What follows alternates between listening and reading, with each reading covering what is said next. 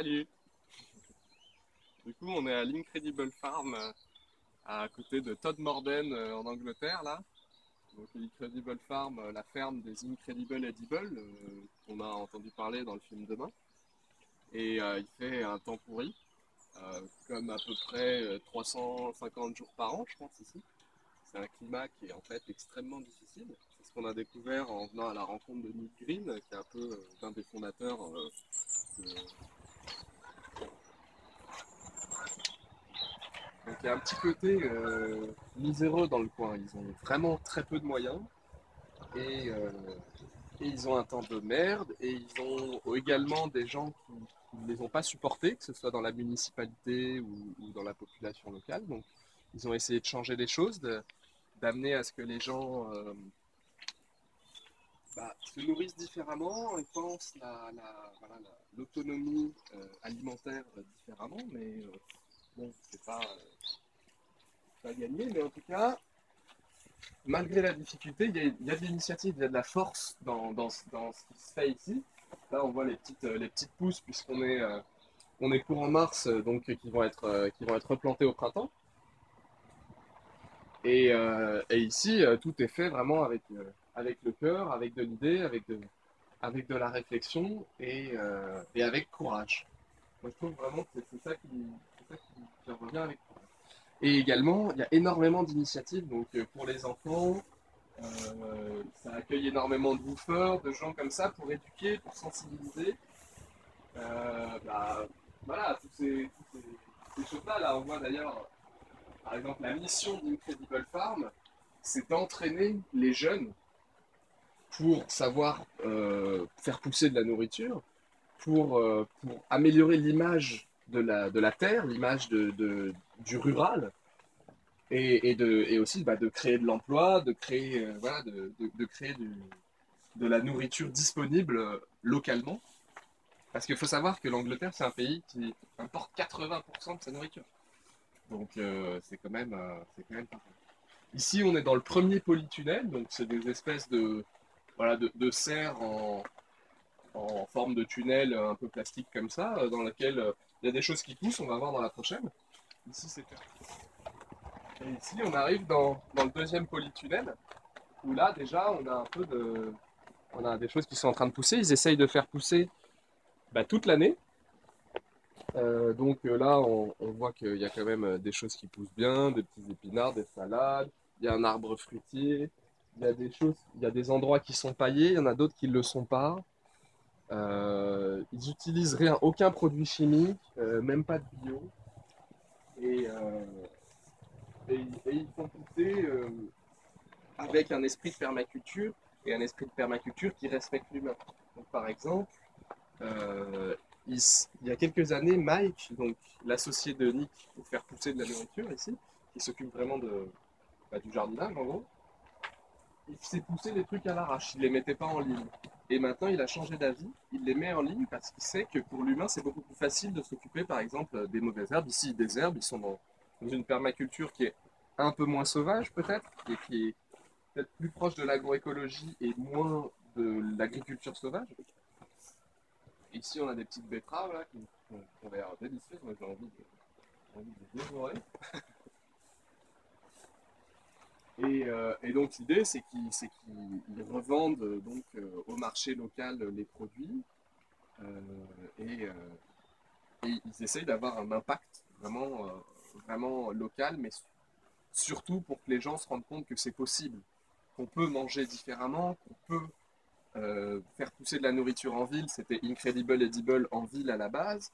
Ici, c'est plutôt un support pédagogique, c'est pour montrer qu'on peut faire pousser différemment, qu'on peut faire pousser dans un environnement qui est extrêmement difficile, qui est extrêmement humide. On a plus ou moins les pieds dans la boue partout ici. Hein.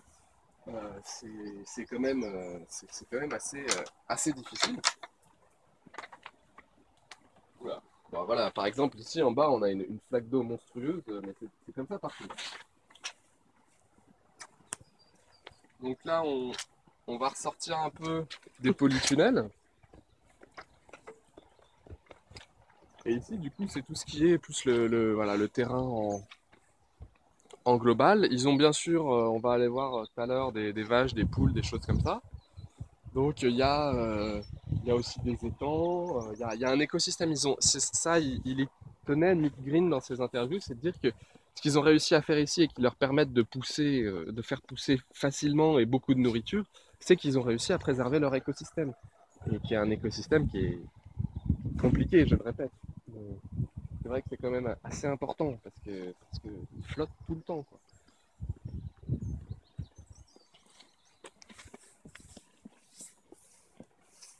Et bien sûr, on voit ici au loin les panneaux solaires. Il y a tout un système avec toilettes sèches. D'ailleurs, assez intéressamment, ils séparent l'urine des popos, en gros, parce qu'ils font une dégradation de la paille dans l'urine qui crée une autre sorte de compost que celui qui est créé avec la sciure et les sels humains. Donc ça, je connaissais pas, c'était assez intéressant. Ici, on voit, je crois qu'il y a 3 ou 4 poulaillers. Il y en a un dans un coin, un dans un autre coin ici, et il y en a encore un autre plus loin. Donc c'est assez cool. Ici, on est avec des mâts.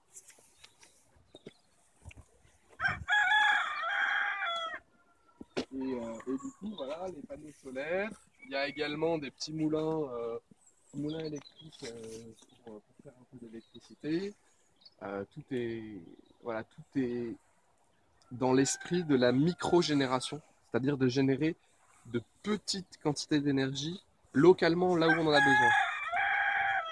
Par exemple, il y a des pompes à différents endroits pour pomper de l'eau, notamment de pluie. Ils font de la récupération d'eau de pluie des toits des polytunnels, par exemple, qu'on peut voir ici, ici derrière, les endroits dans lesquels on était tout à l'heure. Et, euh, et cette eau de pluie, elle va dans une grande réserve et elle est ensuite pompée vers les robinets. Et elle est pompée avec une petite pompe, une pompe de bateau d'ailleurs, qui c'est assez intéressant parce que ça marche très bien les pompes de bateau, et, euh, qui prend du 12 volts directement venant d'un petit panneau solaire qui lui est indépendant. Et en fait, il y a plein de choses comme ça qui fonctionnent sur le principe de la microgénération, qu'on génère ce qu'on a besoin à chaque endroit. Et je trouve ça assez intéressant. C'est assez intéressant. Même si je pense qu'il faut toujours faire attention au rendement.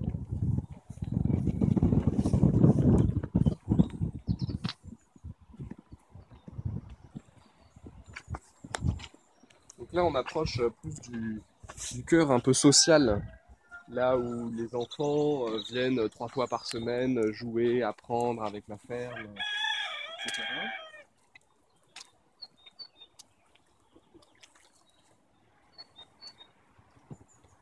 Et où on voit la caravane de nuit et c'est ici les caravanes de bouffeurs qui viennent tous les ans avec, un bâtiment en forme de géode, je me souviens plus le nom. Ah, donc c'est ici, y a aucun bâtiment en dur ici. Tout ce qui est sur place a été construit avec les moyens du bord par Nick qui s'occupe de la construction. Mike s'occupe du coup de tout ce qui est agriculture. Et ça a un côté vraiment sympathique, hein, mais voilà, là on voit au milieu de la cuisine, sur la droite, donc Carlos, un woofer, un couple de woofers espagnols. Et ici sur la droite, les bottins de paille des vaches qui sont mis à sécher au milieu de la cuisine, puisque c'est le seul endroit où on peut éviter qu'ils soient complètement détrempés, ne pourrissent et qu'on puisse plus nourrir les vaches avec. Et donc voilà, c'est un peu un lieu sympathique pour les enfants, autour du feu. C'est un lieu libre où les enfants ils peuvent faire un peu ce qu'ils ont envie et dans le sens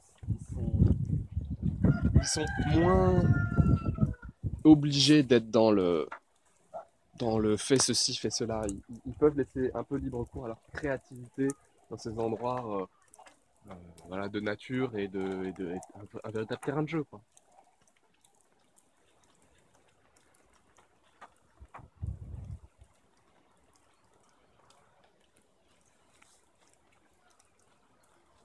On va se diriger, euh, on va se diriger maintenant vers l'élevage. Donc là, on est avec nos deux amis les vaches. Je vais donner des petits radis. Voilà, je me fais lécher les doigts. Mais elles sont mignonnes comme tout, les vaches. Alors, on en a une troisième là-bas, mais elle est un peu moins sociable.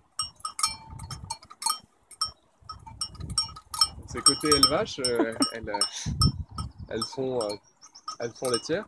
Ici, on voit les réservoirs de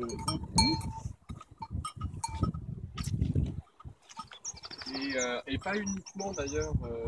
Ils n'utilisent pas que l'eau de pluie, notamment par exemple pour abreuver les vaches, ils viennent tirer l'eau dans la rivière qui est derrière la voie ferrée.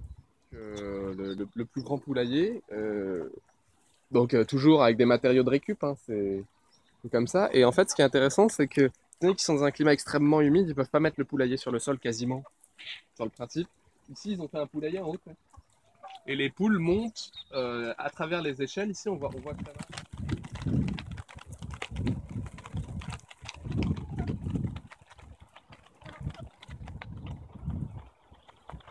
Allez les poulettes.